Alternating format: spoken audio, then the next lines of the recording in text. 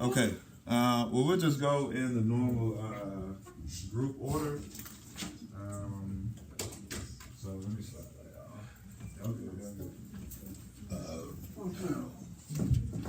Okay, group one. Let's come on up and hear what you have to present to us, Mr. Lisa.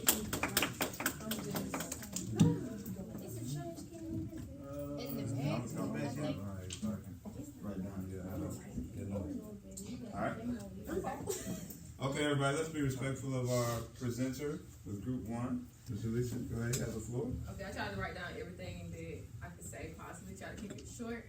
So hostility, I believe it comes from past aggression. So it can be, everybody says, from back from slavery, we did all this to make it this far. So then people take the wrong aggression that we need to make change to do wrongful things.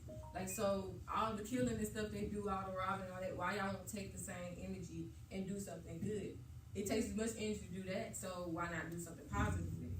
So the result can be more pain, more suffering. So if you keep doing something bad, bad follows bad, basically. So you get your karma at the end of the day. So one way to fix it, try to bring more positivity. So at this point, you have to try starting with the older people, because yet they are what children see. So you have to try to get to the older people. But if you can't reach the older people, then yes, you have to start with the children, and because they're more impressionable at a certain age. So they're easy to mold to keep away from it. But at the same time, you still got to help the people like us, my age group. I done seen so many people in my age group die just from middle school and up. So you got to try to talk to everybody. But at the same time, you're training your future. So that's why with teachers, they have to do everything they can, because children are the future. So with poverty starts from school and home. Your home, you see your mama working 2-3 jobs trying to make everything work. Then at school, you don't have textbooks, they already in, missing chapters, all this. So when you see it, you like, they don't give me nothing good, so why should I work hard to get nothing? I'm not gonna get nowhere. All the children that the other schools got iPads, computers that work. Your school barely got AC, or you got rats in the ceiling. You just like, so I'm coming from the bottom, so it's gonna stay at the bottom. You don't see no hope to get to the top. So the result is just negativity. If you see it as a young child and you get that negative mindset, you're gonna have that negative mindset all through your life. You're just gonna feel that way about yourself. And then so to fix it, we just gotta teach people that it is a brighter side to that. You can do better, you can be better, you can go further than your mom, and you can run your own company. Like, it's so much things you can do, you just gotta believe in yourself. And you have to just have that mindset. And how long it takes, who knows? You might can change somebody's thoughts in a couple months, but sometimes it might take years for people. It just depends on how open-minded they are too at the same time. And then with academic suffering, this because of the home and school ratio. Everybody says teaching starts at home. So what children hear at home, that's what they're gonna take to school with them. What they see at home, they take it to school with them. What they see at school, they take it home. So if you're not helping at school and you're not helping at home, then how do you expect the teacher to teach a child that doesn't want to learn because you haven't gave them the tools they needed? So the result can cause suffering, which causes poverty issues, leads to mass incarceration or even death sometimes. And then to help them, we have to have more programs. People have to be more willing to, yes, everything you do is not going to come with dollar bills and all this. You're not going to get all the things you want. But just the feeling of helping children try to be better, that's the reward you should be looking for. Not the money, not because you're on TV, not because of all of that. So what, 2 or 3 hours after school to help children learn how to read? How hard is that? Or help them with their math homework? How hard is that? When I was in daycare, my daycare would help me with my homework. When I went home, I didn't even have to do my homework because they helped me. But my mama helped me too, but it's like, it's not that hard to take your time out to help. No matter if you're getting paid $10 an hour, $0 an hour, it doesn't matter. If you want to help, help. Because at the end of the day, you know you did something good. That child may come back and thank you later on in life, but you don't know that until you help them. So how long it will take, like I said, you never know. It depends on situation. You might help a child get to a certain reading level in a couple months, but then some children, it might not be when you want it, but it might be later on in life. You might still teach them something that they use later on in life. So never, okay, because I'm getting worked up. You know? It's good. It's real. Okay, with mass incarceration, it's a cycle. So the best thing to do to stop the cycle is keep people from being in the cycle. You have to stop it before it starts, basically. Kenny, are you okay? He just okay. Like, people do it because they feel like they can't do nothing else better. So they gonna be like, okay, I'm gonna go do this and this and that because this is how I'm gonna survive. But it's other ways to survive, but they don't know that. Then once they get in the system, most people go back to the system because now they done got used to that lifestyle living like that because they got what they wanted, do all that without having to pay. So they think that's the easy way to make it. That's why when they always say people always go back, that's why. Because they got used to that type of lifestyle. Even though it's not the one you want, but to them it's life for them. So the things you can do to help stop it, just try to educate people that that's not what you want to do. That's not how you want to spend the rest of your life. You can do so much better in your lifetime than sitting here when somebody tell you when to go to sleep, when to get up, when to do this, when to do that. When you can move and do as you want with your own freedom. You make your freedom as it is. So if you choose to shortcut your freedom, that's you. But you can use your freedom to your full advantage. Don't let anybody tell you other than that. So to fix it, like everything, it takes time. But if you start young and teach children that's not what they want to be, then yeah, because you think about it, all these people going to jail in the black community. It's hurting the black community. It's hurting the black families.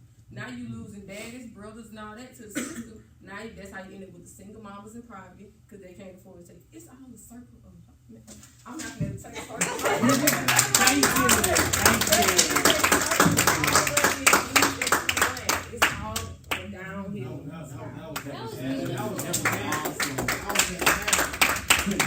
Thank you. My group didn't help at all. Oh man, what a girl. We made the right decision. I like that. What is them at a young age? That's fantastic. I want to save my comments to the end. You did it so well. I don't even want to really come behind. So let's go group 2. This is great. And this is why I wanted each group to take all 4 topics. I know it's going to be so much insight from everybody. So what I'm going to do is also let me go. Okay. I'm going to slide the podium over so I can I think they can't wait for me to speak. They ready? Yeah. This is dope. I'm ready for this. I'm gonna let DJ speak. All right, here we go. Someone's at the podium. I said hostility mostly comes from when a kid have seen maybe a parent abuse the other parent, or it just comes from like being abused, and basically hostility and all that aggression, it's like anger that you've been holding in so long you don't know how to control it, so it becomes something where it's like it's something you can't control. But what I learned from experience is when you have so much anger and hostility inside of you, instead of like lashing out and becoming a negative person that everybody wants you to become, use that hostility for goodness. Like show that you're just not what everybody thinks you can be, or I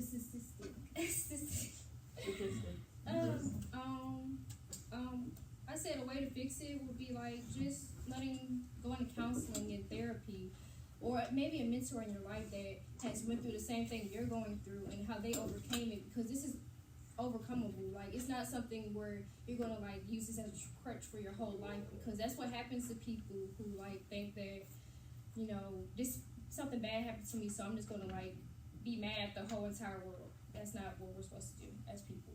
And this takes time to fix, because like it depends on how deep your scars are. You know, everybody have their own scars inside, and it's very hard to overcome. You know, so like, or just talk to a friend about it. You know, that's what your friends are there for.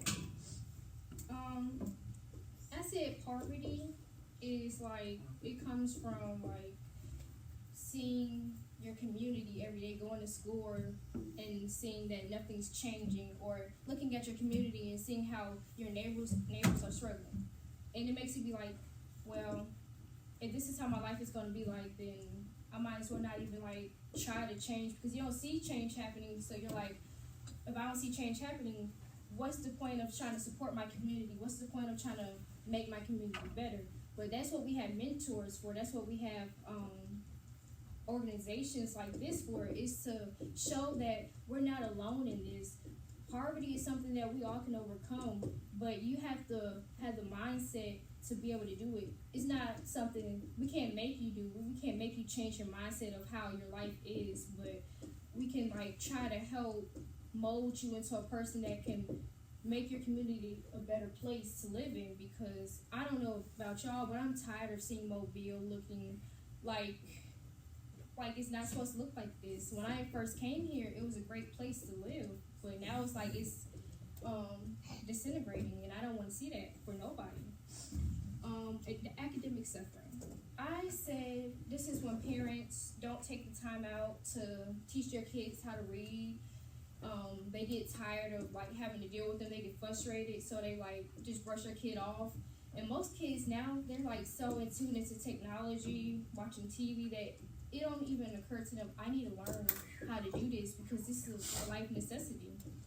And this causes most kids to become dropouts or like try to be the next rapper, or it just leads them to the wrong path. And we need to take time out to have like programs for kids where like they can do tutoring sessions after school, have one-on-one teaching, and just support them. Don't make them like feel bad about themselves because they don't know how to read. And so yeah, I'm gonna let Kes put her plan together. Yeah. Yes, very much. Yeah.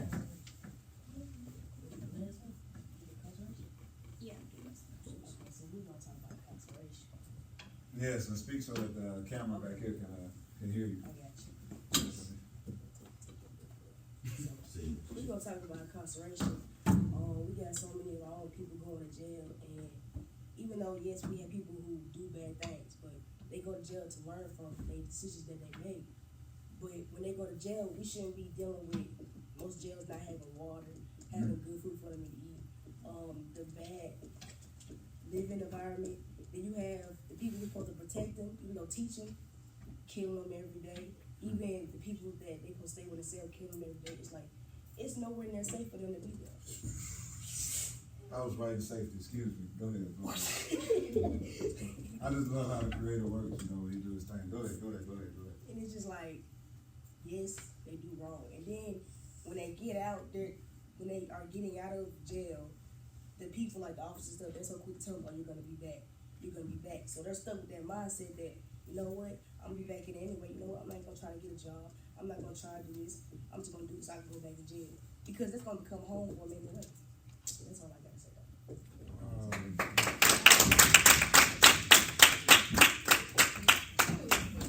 Yes, this is exactly why I want all the groups to speak. Yes. All right, group number 3. Come on, group number 3.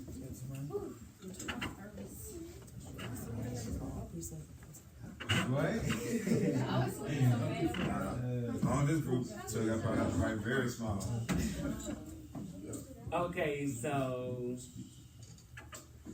I was very passionate about every topic. Very, very passionate. So mine was a little lengthy, but I can shorten it up. So I'm gonna begin with the hostility. So some of the causes of hostility to me is people's emotions and how they are feeling from bad experiences. When I say feelings, I told my group, I say I feel like a lot of people experience hostility just because of just old things that have happened. You know, people like to hold grudges and keep bad vibes and stuff on the inside, and so I never really liked it. That like, how are you gonna be hostile with somebody who did nothing to you? That's just like I was telling them, like, if I was mad at somebody, but I'm throwing my vibe off you. You didn't do nothing to me. Why do I need to be hostile with you when you didn't do nothing to me? So that's how I feel about that. So some of my results was it comes to the point where people start fighting, where gun violence is an issue, where mass shootings start, where people just come to a point in their life where they just don't care anymore. And how long will it take? For me, it's a process for some and a process. It's a short process for some and a longer for others. Why I say that? Because some people get stains instantly. Others, it takes time. Like I told them, sometimes I feel like people have to go through things. Like sometimes it's gonna take a house to fall on top of your head for you to finally get a clue. Because some people are just slow at catching on things. And how we can fix this issue for me, people just need to learn just to be quiet and to just like learn to listen to people. Learn to just talk out your problems, or this can be fixed. Like, what's the point of hostility to me? And, that pretty much. So, move on to poverty.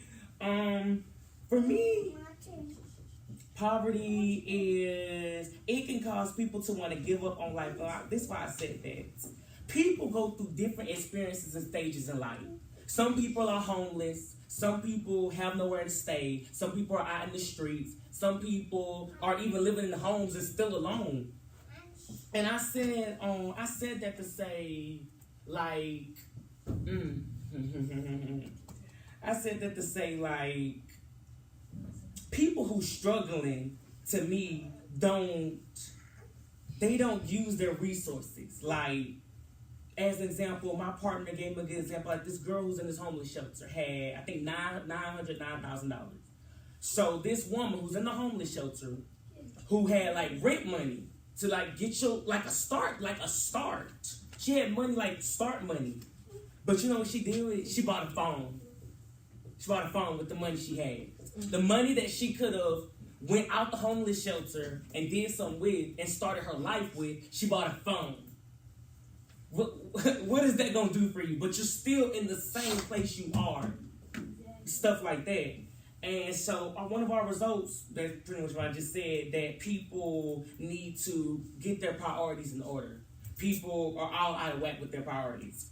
And the how to fix it or whatever, people just need to get back to the community. Like, we need, even as an organization now, to let our voices be heard and known. Like, we need to reach out to politicians and lawyers and other people to help us, like, make Mobile great again, just like what Angela said. Like, we need to make it great again like ourselves. We need to put in to get what we want pretty much. We need to take back our world. If we just continue to let our world just go, we're all just going to just die to ruins. Like, that's it. The world just going to die just to ruins instantly. Okay. And so how long will it take? Pretty much just like hostility. Each and every one of these things gonna take as long as it needs to take. Like, take as long as it needs to take. Nobody should never just have a stopping point like, I quit. Don't quit. Don't give up. Why do that? Okay, so academic suffering. I really liked this one. And this one kind of hit home deeply because I was telling my group that parents aren't doing their jobs in today's society. They're just not. I feel like parents pretty much send their child to school just to get them off their back or off their mind or their nerves. Like, okay, as long as I send you to school, I don't got to be worried about you. The school got you. But the school does not have us. They don't. The school can't be our mama. The school can't be our daddy. The school can't teach us how to respect women. The school can't teach us how to respect men. The school can't teach us how to do this and do that. That's when home teaching come in. Like, you're supposed to be taught this thing as a young lad, as a little boy. Okay, I ain't gonna never put my hands on a woman. I ain't gonna never go to jail. I ain't gonna never do this. You can't put all the work on the teacher when her job is more, her job is only there to teach your child to get them to a higher level of education. Not to, no, Johnny, do not hit that girl. Or no, Sally, don't hit that boy. You know, like, they can't do that. There's not their job to do that. And so, a result of it, if we do not teach our children the right way, a result of it would be more kids will drop out of school. More kids will get more into drugs. More kids will get into alcohol. More kids will become in prison. Some will eventually even live in poverty at the end of the day. So pretty much, how do we fix it? The parents need to do their jobs. actually talk with your kid. People don't understand, like, when you sit here and you look at the suicide rates, and that hits home too, because I've almost attempted that. Seriously in my past. I really did. If you'll sit here and talk with your child, how you doing today? How was your day at school? Is there anything bothering you? If you really pay attention to your child seriously and really like wonder what's going on with your child don't have to think about suicide. Your child don't have to think about going to jail. Your child don't have to think about leaving home, not having nowhere to stay or no food to eat. If you just take the time out with your kids that you made them kids, and you expect the school to do everything, but you made your kids, but it's the school's responsibility. I don't understand that. And how long will it take? Again, however long it takes to solve this issue. Now I'm going to conclude with the mass incarceration. Okay. First and foremost, I'm trying to think for a second. Mass incarceration. And I really like the what Kelly said. Like, she really like opened my mind. So they kind of go back also to the academics too. If you do not teach a child or teach a person right from wrong, how will they know to do better? Now, when I get to mass incarceration, yeah, people make mistakes. Come on, y'all. People make mistakes. People do things just because or to get their fix or whatever it is the case may be. People do things, which eventually gets people locked up. Okay, jail is not a place to be, to me, in my opinion. I don't ever want to go there. Jail is not a good place for anybody, especially for the black community. We're already a target, you know what I mean, to begin with. We're the instant headliner, instantly. So